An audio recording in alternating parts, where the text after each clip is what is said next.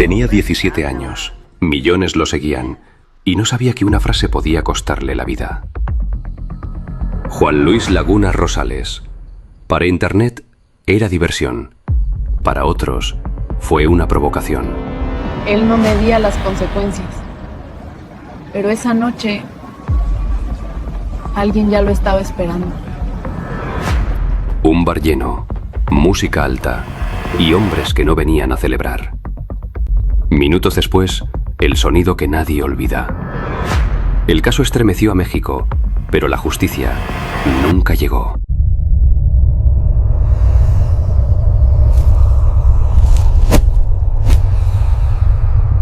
La noche cayó sobre Zapopan, Jalisco, pero dentro de un pequeño bar, el ruido seguía como si la noche jamás fuera a terminar. Nadie imaginaba que entre las risas, la música y las luces, un joven que se había hecho famoso en todo México estaba viviendo las últimas horas de su vida. No era cantante, no era actor, era un fenómeno de Internet, una chispa que ardió demasiado rápido y demasiado fuerte. Su historia comenzó con un teléfono y se apagó en un instante que nadie pudo detener.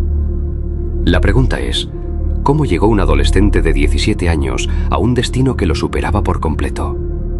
Y mira, anoche fue asesinado en un bar de Zapopan, en Jalisco, Juan Luis Laguna, mejor conocido como el Pirata de Culiacán, este jovencito. A los 17 años, Juan Luis Laguna Rosales ya no era un adolescente común. En un mundo donde miles buscan atención en redes sociales, él la consiguió sin pedir permiso. Vídeos bebiendo, riendo, haciendo bromas y desafiando límites lo hicieron viral en cuestión de meses.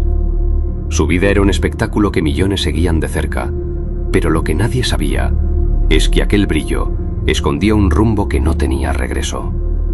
El Pirata de Culiacán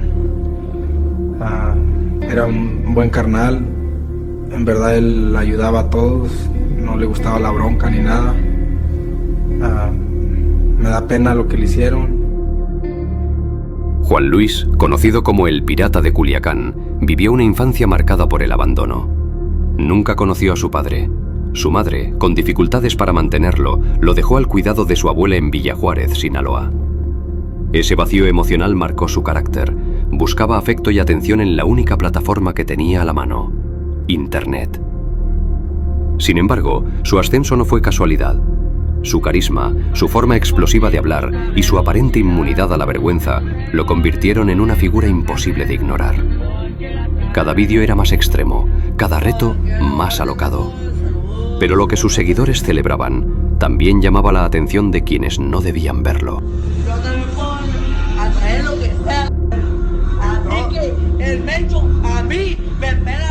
La noche del 18 de diciembre de 2017, Juan Luis fue a un bar en Zapopan, Jalisco.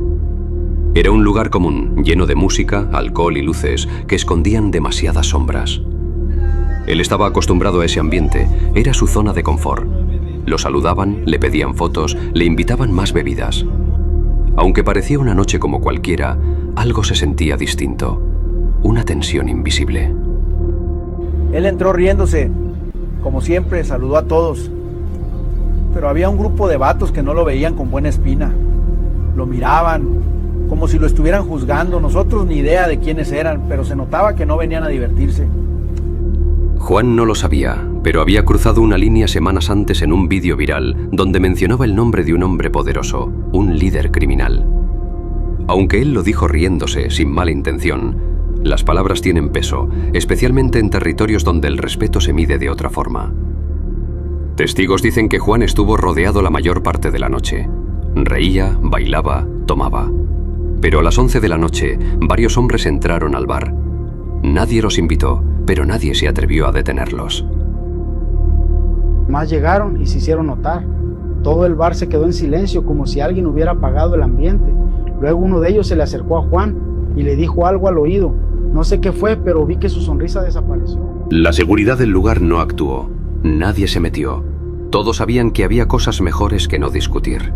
Lo que siguió fue rápido, brutal y sin posibilidad de defensa. A los pocos minutos, los disparos rompieron la música. Juan Luis cayó sin entender por qué. La escena se llenó de gritos y caos, y aún así, entre todo ese ruido, la pregunta comenzó a emerger. ¿Qué había dicho realmente Juan Luis que mereciera tanto silencio después de su caída? Para entender lo que ocurrió esa noche, hay que retroceder su historia, conocer quién era Juan Luis detrás de sus vídeos virales, por qué sus palabras generaron tanta atención y, sobre todo, quién se sintió tan ofendido como para convertir a un joven de 17 años en objetivo. Porque detrás del personaje conocido como el Pirata de Culiacán, había un muchacho que no sabía el peso de sus propias palabras. La pregunta es, ¿quién quiso silenciarlo? ¿Y por qué? Después de la noche en el bar, muchos se preguntaron lo mismo. ¿Por qué Juan Luis no se detuvo? ¿Por qué no vio el peligro que otros sí percibían? La respuesta no estaba en una sola decisión, sino en un camino que llevaba meses construyéndose. Juan Luis ya no era solo un joven de 17 años. Para millones, era el Pirata de Culiacán. Y cuando un personaje nace en redes sociales, no siempre se puede apagar cuando la cámara deja de grabar. Juan ya no sabía cuándo estaba actuando y cuándo no. A veces hablábamos normal y de repente volvía a ser el pirata, como si alguien más tomara el control. La atención se volvió una adicción. Cada vídeo debía ser más escandaloso que el anterior. Más alcohol, más palabras fuertes, más retos. El algoritmo premiaba el exceso y Juan aprendió rápido que la provocación daba resultados. Pero no todos miraban sus vídeos con risa. En ciertas regiones, el respeto no es opcional. Los nombres no se mencionan, las bromas no existen. Y Juan, sin entender del todo ese mundo, cruzó una frontera invisible creyendo que todo era parte del espectáculo. Para muchos era solo un chico hablando de más, pero hubo quienes lo vieron como una falta grave. En esos círculos, una burla pública no se olvida. Aún así, Juan no se escondió, no se fue, no bajó el ritmo. Al contrario, siguió saliendo, siguió grabando, siguió exponiéndose. La idea de que algo malo pudiera ocurrirle simplemente no encajaba con la imagen que había construido de sí mismo. La fama le dio una falsa sensación de invulnerabilidad. Los likes reemplazaron a las advertencias. Las risas taparon el miedo. Cuando una persona joven recibe atención constante por romper límites, empieza a creer que esos límites no existen para él. Y ahí es cuando se vuelve muy difícil que pueda ver el daño que hace, porque lo que lo sostiene es precisamente la admiración que provoca. Nadie lo obligó a seguir. Nadie lo empujó a salir esa noche. Pero tampoco hubo alguien que lograra detenerlo. Juan vivía rodeado de gente, pero profundamente solo en sus decisiones. Mientras él veía su vida como un juego sin consecuencias, alguien más observaba en silencio. Sin cámaras, sin aplausos, sin risas. Juan Luis pensó que el peligro siempre era para otros, que la fama protegía, que las palabras se las llevaba el viento. No sabía que lejos de las redes sociales, alguien ya había decidido que el espectáculo debía terminar. Y la pregunta se vuelve inevitable. ¿En qué momento la fama dejó de ser un sueño y se convirtió en una sentencia? Cuando las luces del bar se apagaron y el lugar quedó acordonado, la historia de Juan Luis dejó de pertenecer a las redes sociales y pasó a manos de las autoridades. Lo que para muchos fue un acto repentino, para los investigadores no parecía tan improvisado. Las primeras versiones hablaban de un ataque directo, rápido, preciso. No hubo forcejeo prolongado, no hubo discusión pública. Todo ocurrió en segundos. Eso encendió la primera alerta. Quien disparó sabía exactamente a quién buscaba.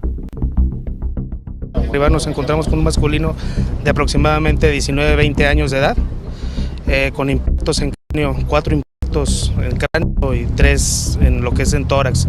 Allá al arribar lo encontramos sin signos vitales. La investigación avanzó hacia atrás en el tiempo.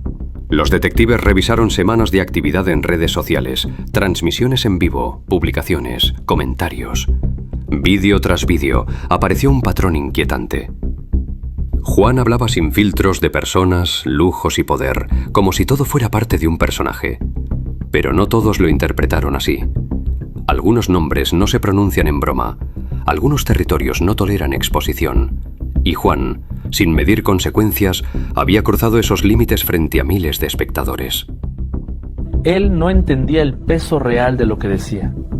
Para él era contenido.